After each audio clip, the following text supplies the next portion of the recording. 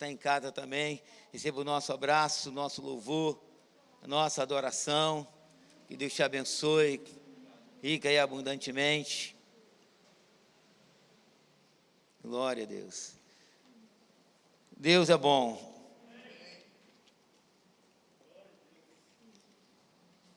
Meus irmãos, pode abaixar um pouquinho. Na terça-feira nós estaremos de volta nesse lugar de oração, buscando a Deus.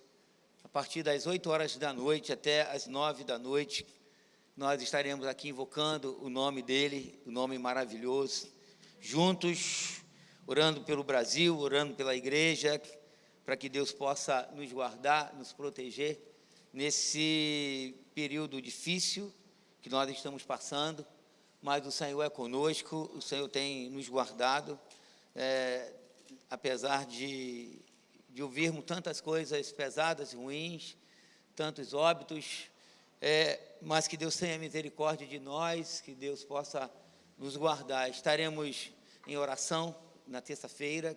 Na quinta nós estaremos adorando ao Senhor, felizmente e infelizmente. Felizmente porque a gente tem pelo menos um canal, né?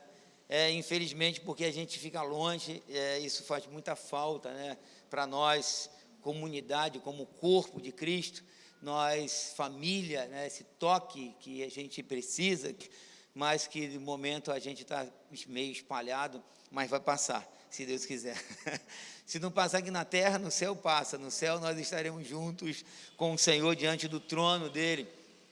Então, na quinta-feira, estarei dando continuidade à carta de Paulo aos Efésios, estamos no capítulo 3, e estaremos estudando a palavra de Deus. Domingo que vem, nós estaremos juntos, dando continuidade à carta de Paulo aos Coríntios, vamos entrar no capítulo 9, vamos falar sobre a questão da vida apostolar, uma defesa que Paulo faz no tocante ao sustento apostolar, e vamos mostrar pelo texto o motivo que o apóstolo Paulo ele deixou de receber dos coríntios, mesmo tendo chamado de outras igrejas para fazer o trabalho com provento, e ele nega essas igrejas e fica em Corinto, que era uma igreja que parece ele amava muito, profundamente, e nós estaremos estudando esse assunto. E hoje é um domingo de missão. Pela manhã nós falamos sobre contribuição missionária, a contribuição para fora. Usamos 2 textos, 2 Coríntios 8 e 9, você que não conseguiu chegar aqui, você que não viu pela manhã, ouviu pela manhã, você que está em casa, você pode acessar, está lá no nosso canal, e você ouvir a palavra da manhã e se alimentar. E aí, como é o mês de missão, ou melhor, o domingo de missão, esse mês nós fizemos assim um stand lá embaixo, no estacionamento, e algumas irmãs, com esse cuidado de artesanal, elas fazem coisas, e aí nós colocamos lá embaixo, e nós estamos passando para os irmãos, e o produto dessa venda, né, nós estamos direcionando para a missão. Pela manhã nós direcionamos para o centro de recuperação, e agora à noite nós vamos direcionar para o Piauí, que ele está, né? Para o Piauí, é um pastor que já veio aqui, já pregou aqui, é um homem de Deus. Nós estaremos enviando para ele essa parte noturna agora. Após o culto nós estaremos descendo e, enfim, fazendo assim, dando uma olhadinha. Tem muitas coisas bonitas, lindas. Deus seja louvado. Você que nos visita, Deus abençoe, receba o nosso abraço. Você que é de outra igreja, leve o nosso abraço para o vosso pastor. Mas você que não tem igreja nenhuma, dá lugar, e bastante lugar, ainda mais nessa época. É uma época de espalha brasa, né? Marta, você, Marta, faz aniversário. Marta vai fazer aniversário na quinta-feira, 65, né? Graças a Deus, Martinha. Já tomou vacina? Vai tomar, né? Tá bom, ok. Muito bem, nós estamos estudando Apocalipse, capítulo 2, versículo 8 ao versículo 11. Carta do Senhor para a igreja de Esmirna, uma igreja do Senhor, e nós vamos dar continuidade que nós começamos domingo próximo passado. Nós aplicamos o versículo 8, versículo 9, e hoje a gente vai aplicar o verso 10 e o verso 11. Ok, diz assim um texto.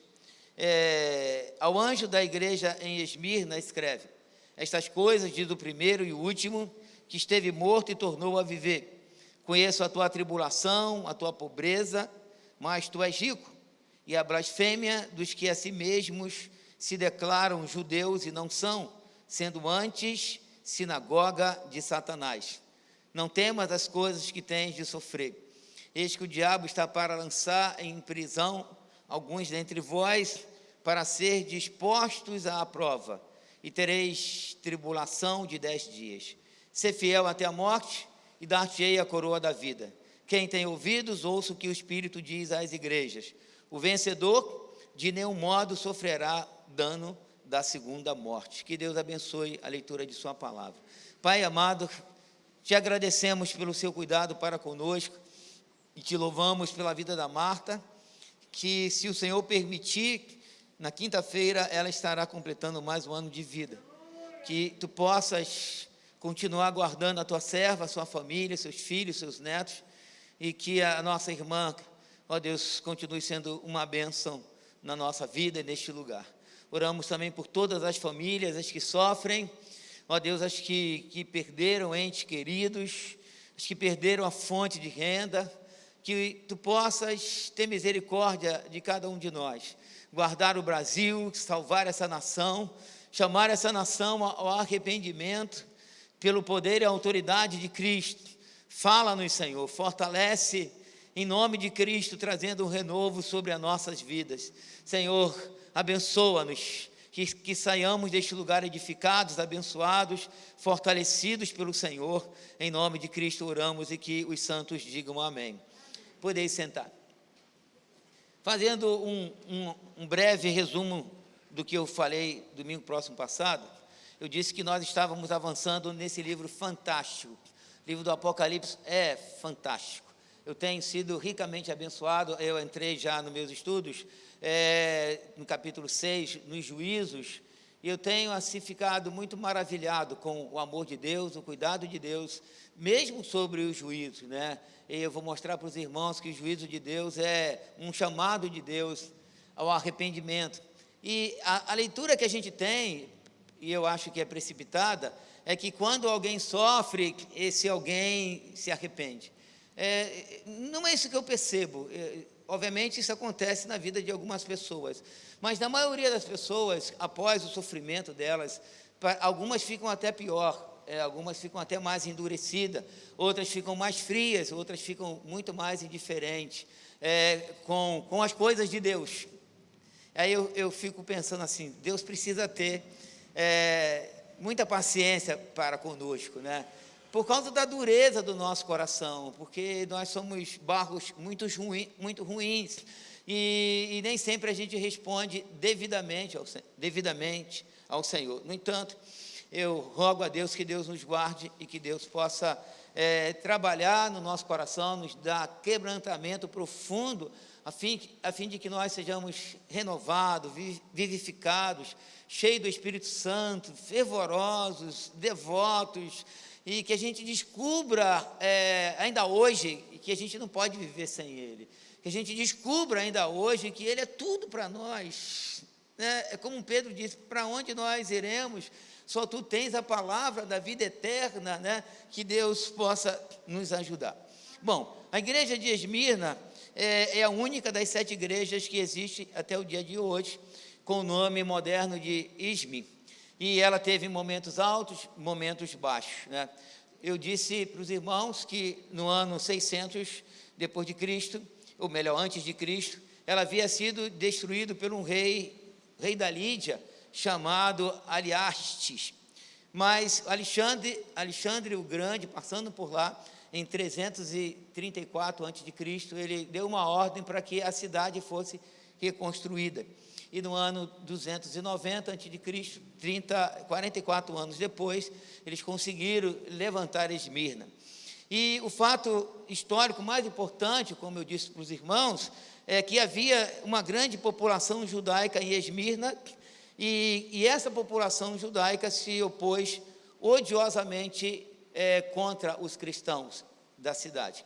E a cidade, ela vivia entre os judeus, opositores, e os romanos, por causa do culto a César, ao imperador, que era obrigatório o culto ao imperador. Então a igreja estava lá, né, no meio desse rolo compressor, e sendo perseguida, e sendo, de uma certa maneira, muito prejudicada.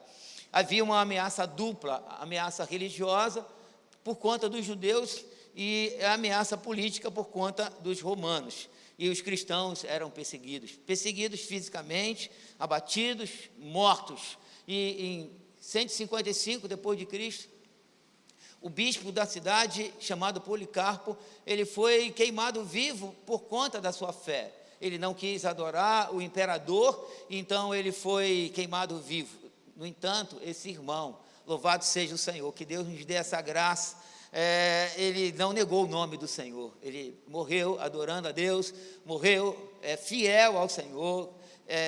Quando eu olho esse tipo de morte de Marte, eu fico assim falando, como Deus é gracioso, e que Deus capacita um mortal, e nós somos pessoas, muito para nós, nos defendemos bastante, nos protegemos bastante, e a vida para nós é algo assim muito importante, e aí alguém é amarrado na fogueira, uma graça muito profunda, e que Policarpo recebeu, e não negar o Senhor. E nós podemos ver que o Espírito, ao começar essa igreja, eu disse isso também, ele começa mostrando a característica de Cristo. No versículo de número 8, o Senhor diz ao anjo da igreja em Esmirna, escreve estas coisas, diz o primeiro e o último, que esteve morto e tornou a viver. Então, eu mostrei aos irmãos que esse título, primeiro e último, o alfa e o ômega, o Senhor está dizendo para a igreja, olha, vocês estão sofrendo, vocês estão em tribulação, mas eu controlo a história, eu sou o dono da história. E aí podemos ver que esse título de primeiro e último, ele também foi dado a Deus em Isaías 44, a gente vê também a correteza, que ela vai mais lenta. Eu disse aos irmãos, quando nós olhamos para o passado, parece que a gente vê Deus operando com muita força.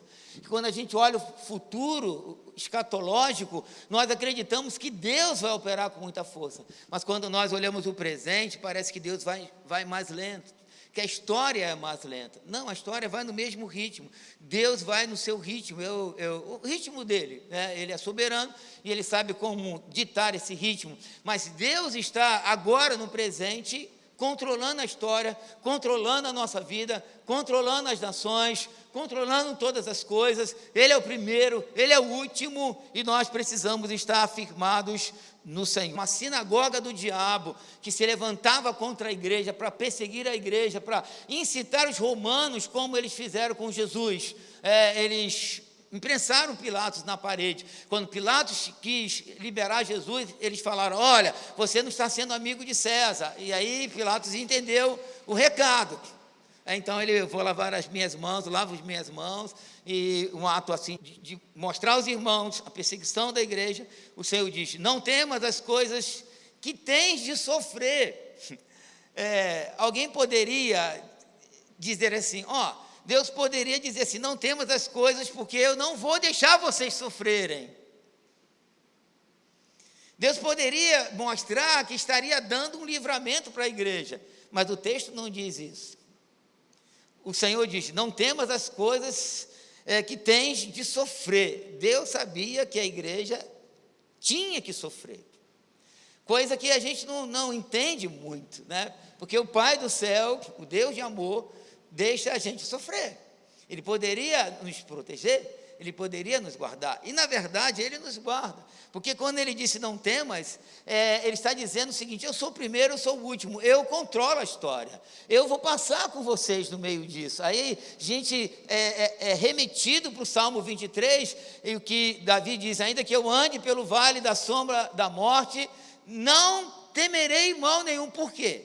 Porque tu estás comigo, a tua vara e o teu cajado me consolam. Mas aqui o Senhor diz, não temas. O que nós podemos ver aqui? esta parte é tanto uma profecia quanto uma palavra de encorajamento. Então, ele começa dizendo, não temas, e a função aqui é enfática, né? Não tenham medo de ninguém. A gente precisa disso, porque na nossa emoção, na nossa constituição como homem, nós temos, assim, intrínseco em nós esse sentimento de medo. E o medo, numa certa dosagem, ele é benéfico, né? Ele nos protege, tipo assim, você está dirigindo, você aperta bem fundo o acelerador. Não sei se você já teve essa experiência. É quando você vê o ponteiro assim, 100, 110, 120, 130, aí seu coração parece que dá ainda que seja uma pista limpa, tranquila, mas o seu coração assim, não sei se você já teve essa experiência, seu coração dá assim dá uma ré, né? Dá uma pita no freio. Isso é medo, isso é coisa de Deus, é uma constituição, algo que Deus nos deu para quê? Para nos guardar, para nos proteger. Mas o medo aqui não temos é aquele medo opressor, aquele medo onde as pessoas perdem a esperança e aí começam a ficar com aquele medo literal, né? Então, a proibição aqui do medo em tempos de tribulação e perseguição, quando nós olhamos para os textos, as epístolas, é um tema usual. Esse tema, ele continua, ele continua nas comunidades cristãs perseguidas, como, por exemplo, a gente vê muito isso na carta aos Hebreus, os irmãos que estavam lá sendo perseguidos, e o Senhor dizendo várias vezes para os irmãos, não temas. Aí nós olhamos para nós hoje, e eu sei que cada um que está aqui tem um desafio, que cada um que está aqui tem uma crise, né? Não é profecia, é natural. Nós, como seres humanos, que temos desafio de família, de saúde, sem contar com o desafio comum a todos nós, que é a pandemia, né? Nós encaramos, todos os dias que nós levantamos, nós encaramos o inimigo.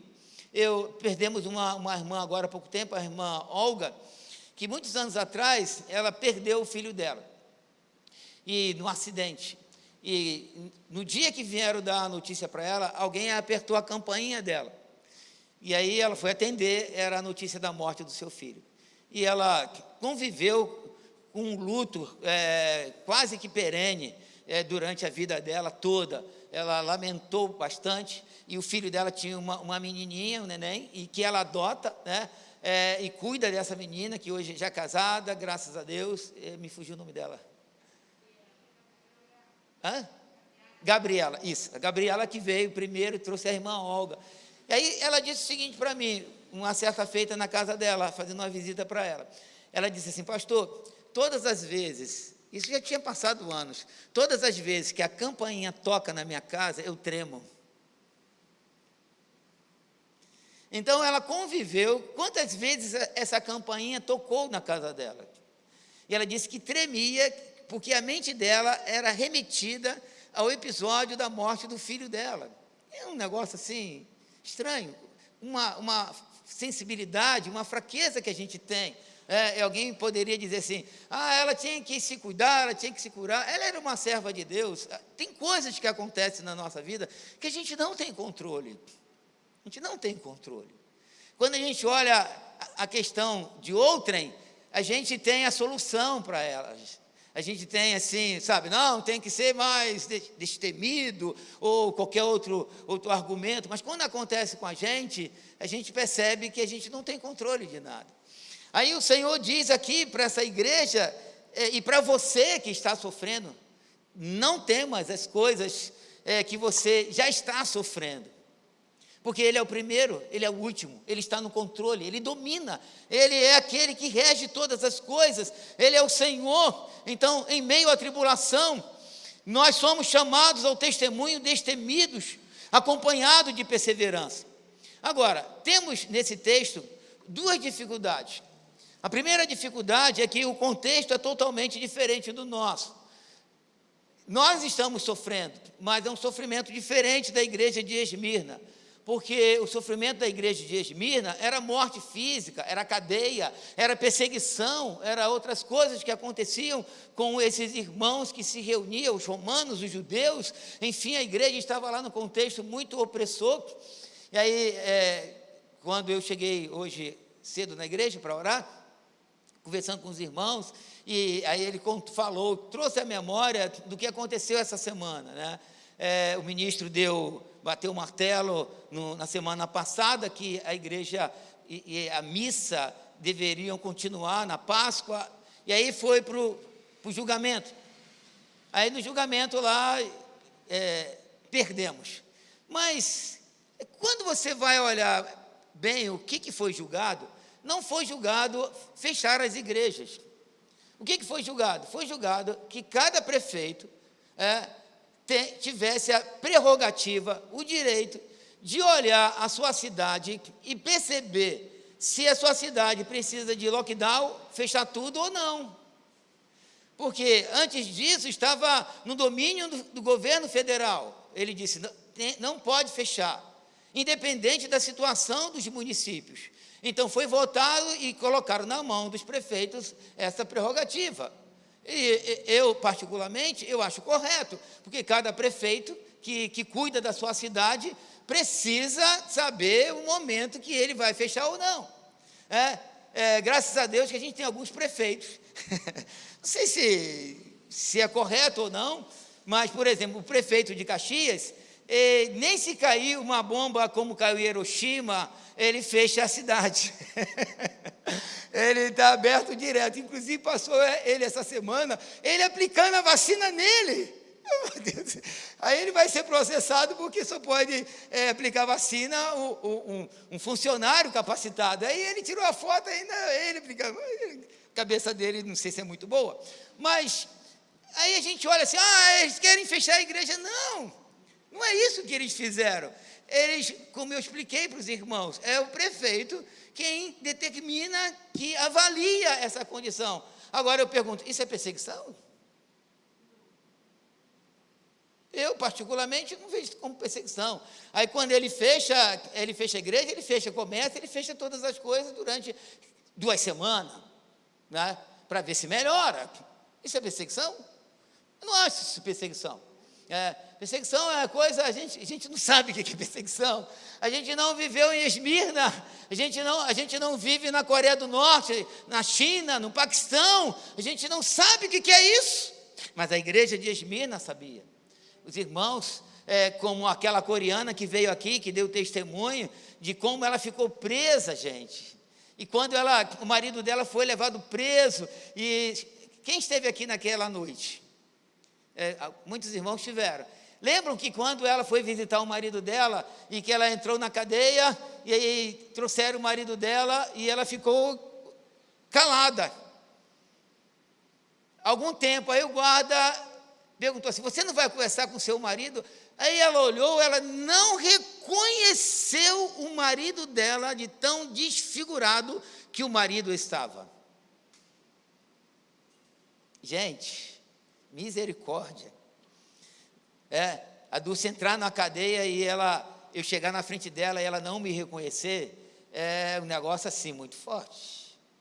E aí ela, testemunhando, conversa com seu esposo, e aí ela sai, e o marido dela morreu. Estão lembrados? O marido dela morreu. E ela ficou depois presa, e ela fugiu durante a noite. E na fuga dela tinha um rio, e do outro lado do rio tinha uma cerca eletrificada. E muito frio, e ela à noite, não sei que hora da noite, ela entra no rio gelado, nada até o outro lado, passa pela cerca e, enfim, consegue chegar na China. Do lado, acho que é China. China, né? Na Coreia, isso, obrigado. Ela consegue chegar na Coreia do Sul e hoje ela é uma pastora na igreja da Coreia do Sul, que é um lugar cristão. Mas aí a gente ouve um testemunho desse, mas a gente não tem ideia. A gente não tem ideia. Tomara a Deus que a gente nunca prove um negócio desse. porque é muito forte. Então, o contexto é diferente. No entanto, nós vivemos desafios diferentes, mas nós vivemos desafios. Nós não estamos intocáveis na luta de cada dia, sem contar a pandemia. Hoje pela manhã, uma irmã lá no estacionamento, ela disse: bispo, está difícil, já perdi 3 tio, primo, não sei mais quem da minha família, o negócio está muito difícil na minha família. E aí o que nós podemos perceber? Que a pandemia, ela trouxe uma variação, níveis diferentes de dores. Por exemplo, eu não perdi ninguém da minha família, essa irmã perdeu 3 pessoas da família. Essa semana eu encontrei com o irmão que trabalhava no aeroporto, mecânico de avião, e a empresa só faz voo para os Estados Unidos, não tem avião, não tem passageiro, e a empresa mandou 50% dos funcionários embora. No Rio de Janeiro, 50 funcionários foram mandados embora. Em São Paulo, 70 funcionários foram mandados embora. Então, pessoas perderam a fonte de renda. Muita gente está perdendo a sua fonte de renda, e quando então nós olhamos para a pandemia, nós olhamos assim um degradê de luta, cada um sofrendo um tipo de restrição, de dor, de luto e de desafio, algo assim muito forte. Sem contar o desafio que eu tenho, você tem, familiar, de saúde.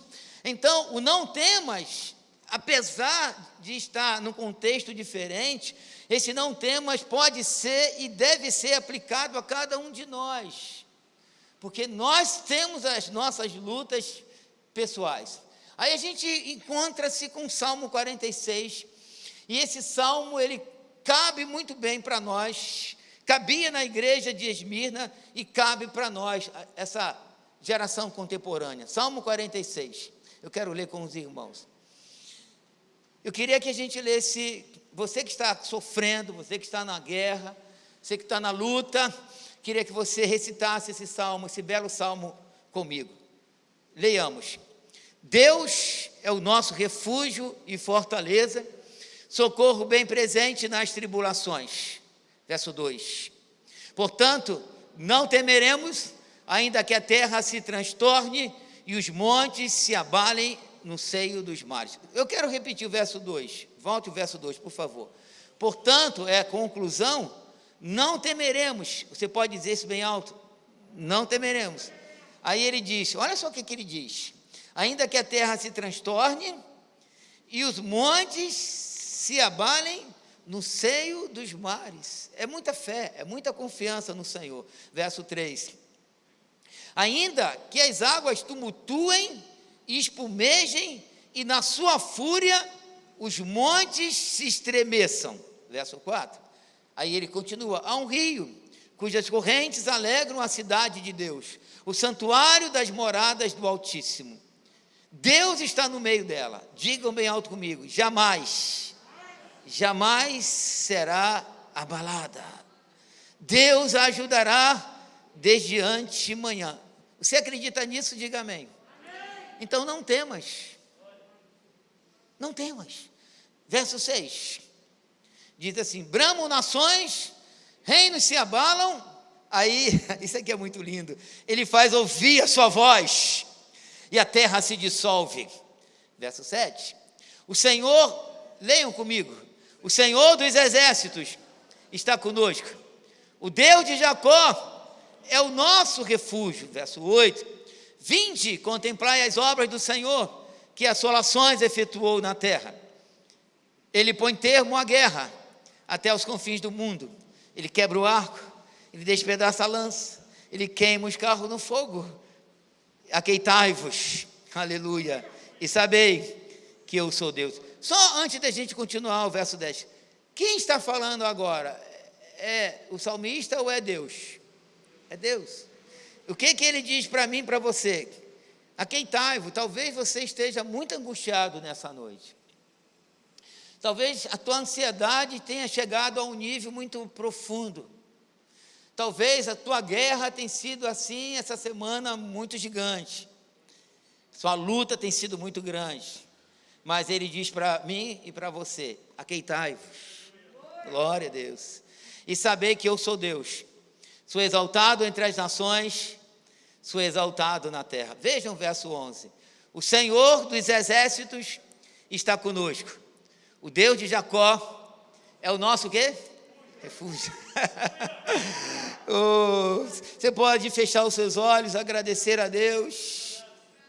Senhor, tira toda ansiedade, tira dos corações, Senhor, toda angústia, todo medo inerente à nossa natureza.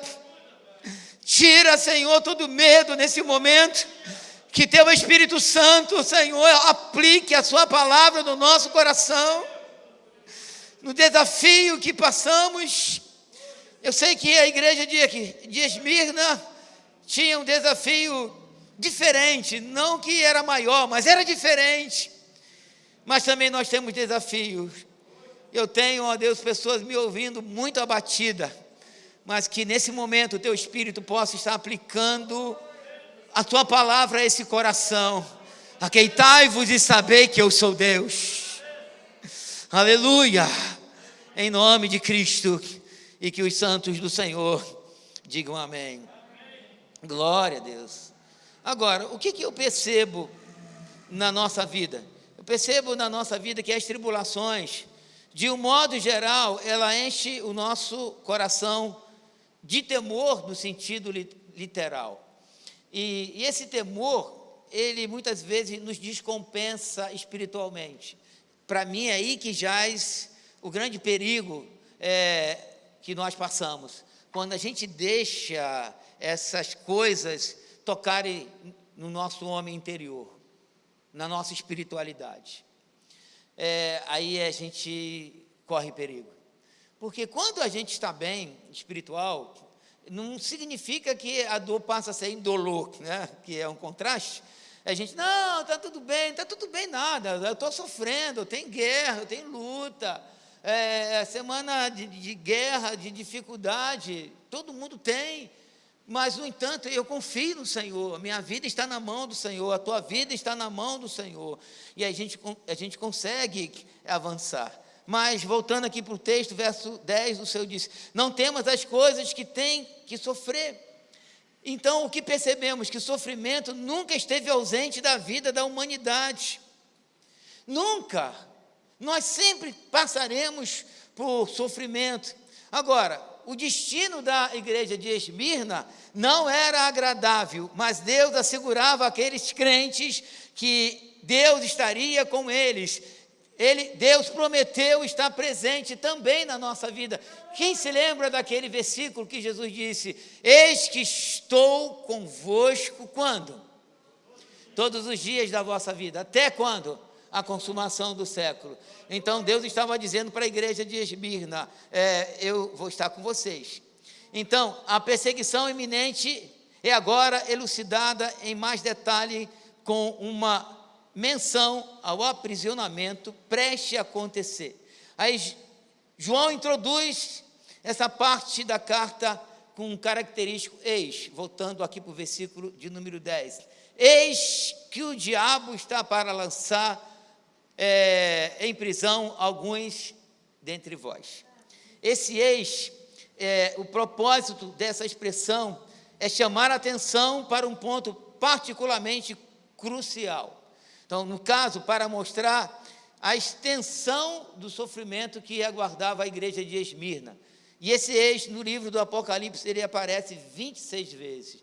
Então, algumas vezes Deus chama a atenção da igreja com esse termo, mostrando, então, aqui, chamando a atenção para um ponto particularmente forte que a igreja ia passar. E qual era a dificuldade que a igreja ia passar? Esse texto é estranho. Por quê? Porque o Senhor diz o seguinte: eis que o diabo está para lançar em prisão alguns dentre vós. Aí quando eu leio esse texto, eu falei: que é isso? Então, o diabo, estava trabalhando naquela cidade. E João mostra algumas coisas nessa expressão. Primeiro, ele mostra que o adversário da igreja de Esmirna não eram os romanos, não eram os judeus, mas era o diabo.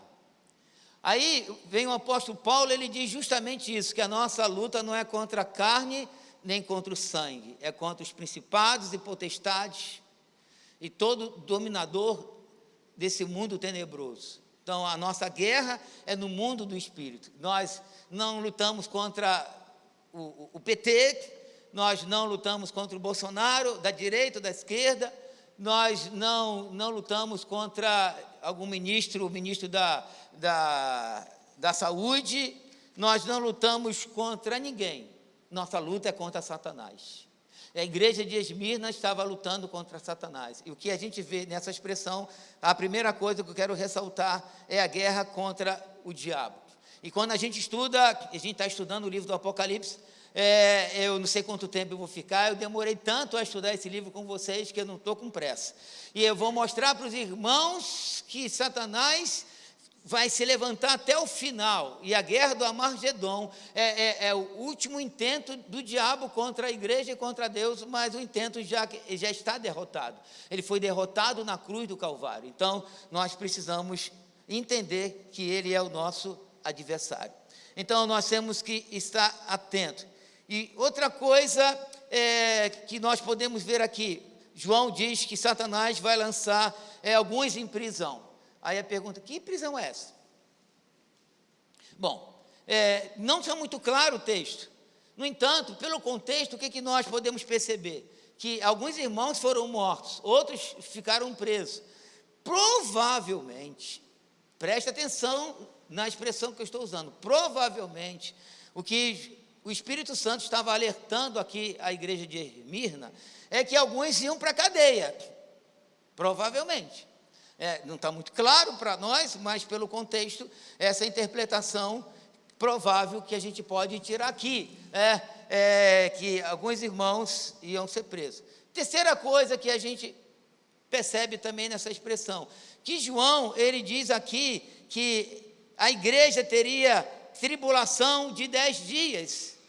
Esses 10 dias podem ser literal ou não, já que o livro é cheio de figuras, e a gente não vai discutir se é literal, se é metafórico, isso para nós não é importante. O que é importante para nós? Que aqui tem um número que mostra um tempo determinado. Quer dizer, Deus estava dizendo, vocês vão sofrer por um tempo determinado. E é isso que a gente tira. O que a gente pode aplicar para nós? Que há um tempo determinado para o nosso sofrimento. Uma coisa eu sei desse tempo determinado, é que a gente vai sofrer até o arrebatamento da igreja. Isso aí é certo. Ou, para alguns, a dor que você está sofrendo, ela também tem um tempo, antes do arrebatamento, ela tem um tempo que esse tempo vai se cumprir. E quando chegar esse tempo, Deus vai levar a bom termo, e você vai testemunhar, você vai glorificar e vai dizer, o Senhor passou comigo no vale, mas eu passei. Vai testemunhar da vitória que o Senhor vai te dar. Agora, qual é a finalidade? Qual era a finalidade da prova que a igreja de Esmirna iria passar? Voltem para o texto, porque Deus mostra aqui, através de João, qual era a finalidade dessa prova. Diz assim, eis que o diabo está para lançar em prisão alguns dentre vós, para ser dispostos o quê? A prova. Deus ia provar a igreja. Deus permitiu isso para provar. Mas provar o quê da igreja? Provar a fidelidade da igreja. Aí, no próprio versículo de número 10, lá no final, a gente percebe isso, quando a gente olha lá a última oração, do verso 10, o Senhor diz, ser fiel até a morte, e dar-te-ei a coroa da vida. O Senhor está dizendo assim, vou deixar vocês serem moídos, vou deixar vocês sofrerem, para que vocês sejam provados, vocês vão estar na prova, porque Deus prova. Quando Deus prova com um intuito benéfico para nós, porque Deus, ele é muito bom, Deus ele é maravilhoso, né? Deus é tremendo, Deus cuida de nós, Então ele prova Abraão, pede a Abraão seu filho, ele prova Davi, ele prova Moisés, ele prova os apóstolos, ele continua provando. Aí o que nós precisamos fazer? Perseverança, fidelidade.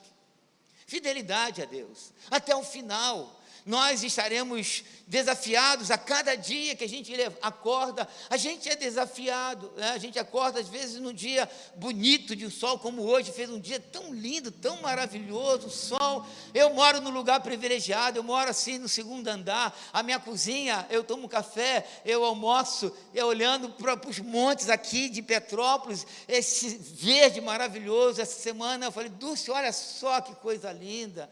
Olha só que maravilha, que verde tremendo, que sol. E quando chove parece um quadro.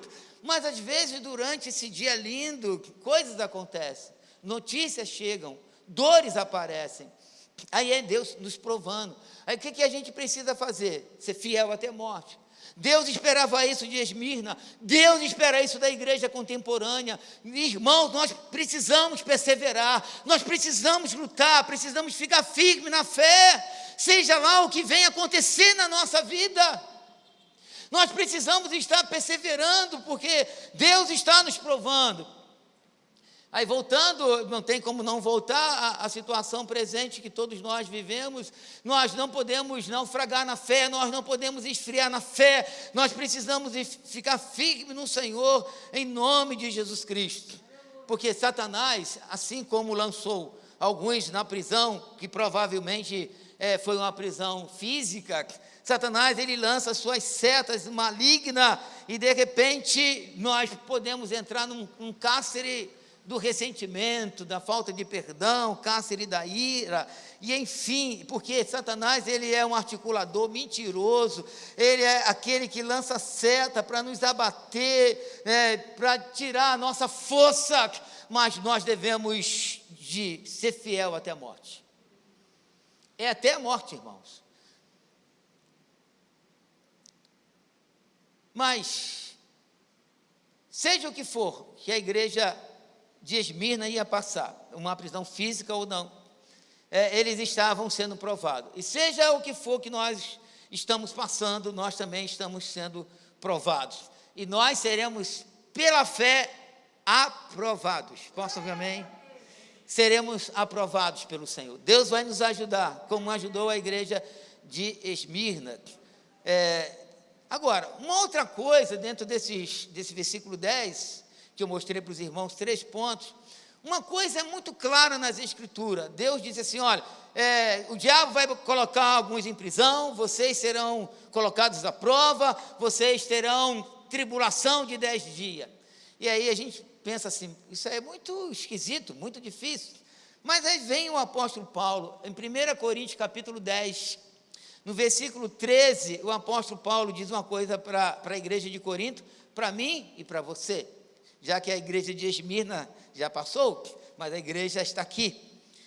Diz assim: não vos sobreveio tentação, e Paulo usa aqui o termo tentação, que não fosse humana, mas Deus é fiel. Digam bem alto: Deus é fiel, e não permitirá que sejais tentados ou provados além das vossas forças. Pelo contrário, juntamente com a tentação, vos proverá livramento, você pode dar um glória a Deus, de sorte que possais suportar. Aleluia! Deus é maravilhoso. Deus, ele permitiu que a igreja de Esmirna, Satanás entrasse e colocasse alguns em prova, preso 10 dias, foram provados, e eles foram chamados à fidelidade. Aí vem Paulo e diz o seguinte: olha, Deus proverá livramento para vocês. Isso se aplica a nós, diretamente a nós. Deus tem provido livramento para nós. No meio dessa vereda pequena, justa, meus irmãos, não parece não, mas eu sou um homem de muitas dores. Muitas dores. Eu tenho uma história de muitas dores. E muitos irmãos aqui têm história de muitas dores. Mas essa alegria que a gente tem, essa força que a gente tem, esse ânimo espiritual que a gente tem, é por causa disso aqui. O Senhor tem provido livramento e nós temos suportado a provação. Ele não vai nos entregar. Ele não entregou a igreja de Esmirna a Satanás, porque alguém pode olhar aqui e falar assim, Deus entregou a igreja de Esmirna a Satanás. Não, Deus não nos entrega a Satanás. Deus permite. Quando a gente vai para o livro de Jó, a gente vê isso claro, Deus falando diretamente para Satanás. Vai, toca lá nos bens dele. Depois Satanás volta, Deus fala assim, pode tocar no corpo dele, mas não na alma dele. Limite, Deus dá limite ao inimigo das nossas almas, porque Deus nos ama muito. Você é amado de Deus, eu sou amado de Deus. A igreja de Esmirna era amada de Deus, louvado seja o nome do Senhor. Então, o Senhor diz que para a igreja perseverar. E a solução, quando a gente olha para o livro do Apocalipse, a solução para toda luta é uma perseverança fiel. E a fidelidade é uma característica fundamental desse livro, para descrever os santos no meio da hostilidade desse mundo. Quando nós olhamos esse mundo não brinca conosco, Satanás não brinca conosco. A gente fala aqui desse contexto de perseguição física, mas quando nós olhamos a igreja contemporânea, meus irmãos, é um milagre a gente estar intocável, incólume, que significa intocável, nessa geração. A gente é bombardeado, a gente tem um aparelho na nossa mão, que ele é uma bênção mista, ao mesmo tempo que a gente consegue, por exemplo, você que está em casa, está me assistindo, por causa dessa tecnologia, os irmãos depois podem ouvir a mensagem, podem pesquisar, mas a gente tem uma ferramenta na nossa mão, que é essencialmente maligna. A essência da internet é maligna. Não obstante, a gente ter proveito nela para ver coisa boa, como coisa cristã, ou pesquisa, ou estudo, ou outra coisa qualquer, num sentido positivo. Mas se a gente tivesse uma capacidade para a gente fazer uma proporção, o que é benéfico e o que é maléfico, o maléfico certamente tem uma porcentagem muito grande. E a gente tem esse instrumento na nossa mão. E a gente é guardado. A gente é protegido pelo Senhor. É um milagre. Milagre do Senhor na vida da igreja. Graças a Deus por isso. Então, só que a perseverança, essa perseverança na fidelidade, não tem que ser só praticada somente no meio da intensidade da tribulação, mas deve ser uma postura cristã constante, no monte, no vale, no monte, no vale, na alegria, na tristeza. Nós precisamos ser fiéis. Aí, vamos avançar agora um pouquinho. Versículo 11. O Senhor diz o seguinte: quem tem ouvido, ouça o que o Espírito diz às igrejas. O vencedor quero voltar para o versículo 10, ainda a última parte. Ser fiel até a morte, dar-te-ei a coroa da vida. Aí Deus falou assim, sejam perseverantes, que eu vou dar uma coroa para vocês. Aí alguém pega essa palavra coroa, vamos estudar, é literal, é metafórica, como é que é essa coroa? Isso não importa, essa não é a pergunta. Esse não é, o intuito do nosso estudo, descobrir todos os termos do Apocalipse. O nosso intuito é a gente descobrir a ideia do texto. Ser fiel até a morte, dar-te-ei a coroa da vida. Se literal ou metafórica, o que Deus está dizendo assim? Eu vou premiar vocês. No final, eu vou dar um galardão para vocês. No final, eu vou dar algo para vocês, que eu vou abençoar vocês, mas vocês precisam ser fiéis até a morte. E eu vou dar a coroa da vida. Vocês vão desfrutar desse prêmio. É um prêmio que Deus vai nos dar. Mas nós precisamos chegar lá.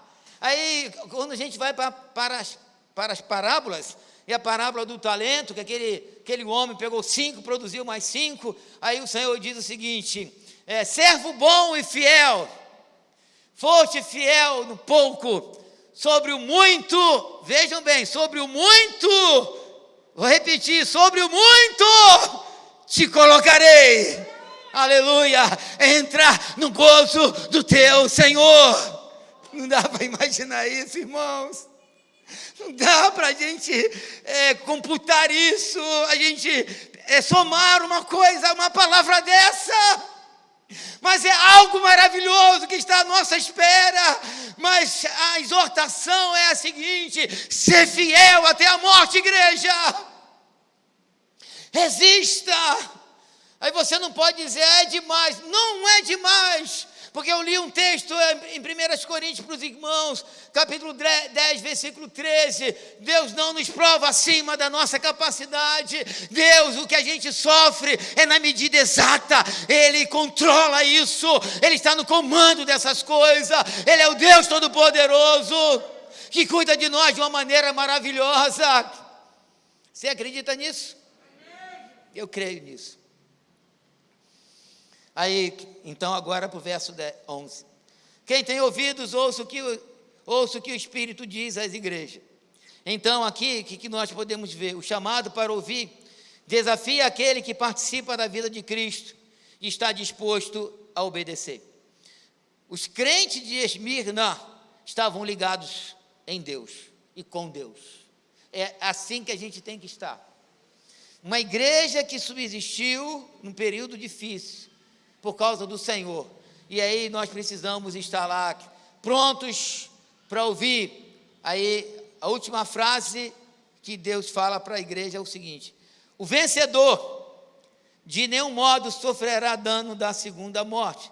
Quem é o vencedor? É o fiel. Quem é o vencedor? Mas o Senhor já disse, é o fiel. Mas eu não completei. É o fiel até a morte. O desafio não acaba hoje. O desafio não acaba amanhã, a não ser que a gente morra amanhã. Tomara que não. O desafio só termina quando a gente morrer. Quando a gente morrer, como o Senhor disse para Daniel, sou apaixonado pelo livro de Daniel. Aí o Senhor disse para Daniel, descansa, descansa um pouco, meu filho. Depois você vai se levantar e eu vou dar galardão para você. Aí Daniel está descansando no Senhor, aguardando a ressurreição dentre os mortos. E o fiel não vai provar o dano da segunda morte. Que segunda morte é essa? É a segunda morte, lá na frente a gente vai estudar isso, que quando os livros forem abertos, aqueles que não foram achados, escritos no livro da vida do Cordeiro, serão lançados para o lago de fogo e enxofre, a saber, a segunda morte, junto com Satanás, o falso profeta, besta, e todos aqueles que negaram a Jesus, e estarão num lugar chamado Lago de Fogo, aonde haverá tormento e ranger de dente para a eternidade. Então, o vencedor não vai para esse lugar, o vencedor vai para diante do Senhor, adorar o Senhor, glorificar o nome do Senhor. Que Deus nos abençoe. Que Deus nos guarde. Que nenhuma ovelhinha que está aqui, que está me ouvindo, não se perca. Que nenhuma ovelhinha se apostate da fé, mas que todos nós possamos completar a carreira e chegar um dia na presença do Senhor. Eu não sei se a gente vai se conhecer. Esse aí é um outro debate, não é relevante se a gente vai se conhecer ou não. Mas uma coisa eu sei, nós estaremos para sempre juntos na presença do Pai. Vamos ficar de pé. Deixe fluir uma palavra de louvor dos seus lábios, de agradecimento pelo cuidado que Deus tem dispensado para a sua alma. Eu sei que todos nós sofremos, sei que todos nós somos desafiados, mas o Senhor dos Exércitos está conosco. Pai querido, eu quero te agradecer, eu quero te louvar, eu quero exaltar o teu nome, eu quero glorificar a ti na beleza da tua santidade. Senhor, olhando esses irmãos, olhando essa carta, e o que nós podemos ver, e ó Deus, e fazer um resumo dessa carta. Como o Senhor cuidou da igreja de Esmirna, Pai, mas também nós olhamos a igreja contemporânea e podemos falar a mesma coisa. Como o Senhor tem cuidado da igreja contemporânea. Nós que somos do Senhor, Tu estás conosco.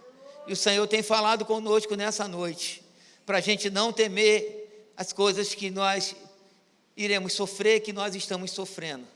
Porque o Senhor é aquele que prova o nosso coração. E que nós sejamos fiéis até a morte. E no final nós estaremos ganhando a coroa da vida. Ajuda-nos, Senhor, fortalece-nos, que nenhuma alma se perca, que nós sejamos restaurados, renovados, abençoados.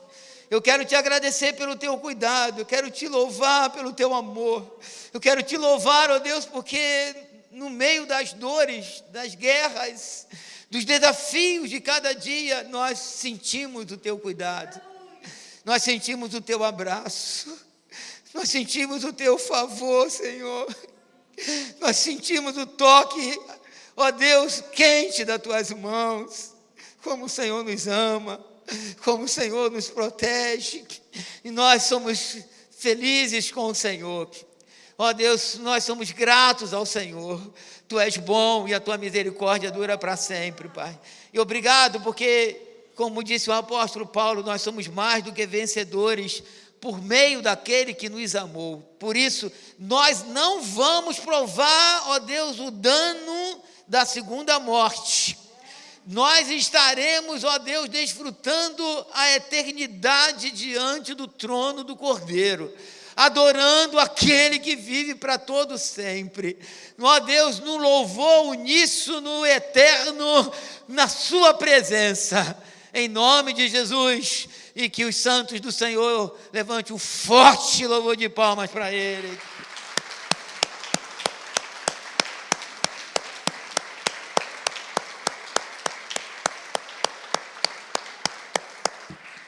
Podeis sentar, querida igreja. Deus abençoe os irmãos de casa em Cristo Jesus.